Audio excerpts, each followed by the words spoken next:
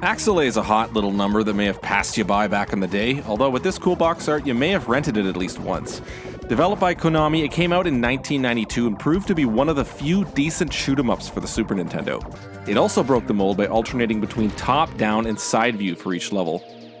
The story, for those who care, is pretty simple. An armada of annihilation rolls up and roasts the whole planet, giving our lone survivor all the justification he needs to go on a friggin' rampage. His ship is the eponymous Axelay, and it's got capabilities, folks. When you start, you get 3 weapons you can swap between, and the game does a great job of letting you know that it's a good idea to swap between these 3 weapons.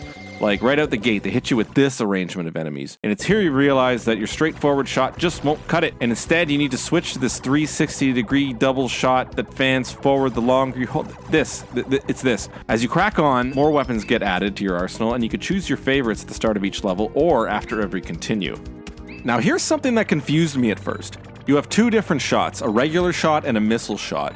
I was under the assumption that, like in most shmups, missiles were kind of a special weapon that you only pulled out when things got hairy. Well, no, they are unlimited, so you do well to fire those bad boys off just as much as your regular gun. In fact, I'm going to give you the single best piece of advice anyone can give anyone playing this game, and that's to go in the options menu at the start and map your regular shot and the missile to the same button. Yes, the tendons on your thumb will thank you for it. Another cool thing about this game is that it isn't quite one-hit kill.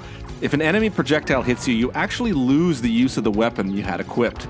If you lose all your weapons, you basically play as this impotent version of your ship, and then the next hit kills you. Losing your weapon gradually can be a bit frustrating, but this is actually a great way to force the player to get good at using their entire arsenal, and not just spamming the homing shot like this. It's worth mentioning, however, that if you hit a wall or another enemy head-on, it's one-hit kill. And you will notice that as the game progresses, you'll see it kind of blurs the lines between projectile and enemy. So what you get is enemies like this cluster of shit shrapnel right over here. Which I guess brings us to the difficulty. Is this a hard game? As a non-shmup specialist, I would say yes. You're gonna have to dedicate some time to dying a lot while you figure out enemy patterns and optimal weapon usage. But I will say that despite dying often, no death ever feels cheap or unearned, and this game rewards perseverance. So on each game over, you'll find it easier and easier to fly through those early stages.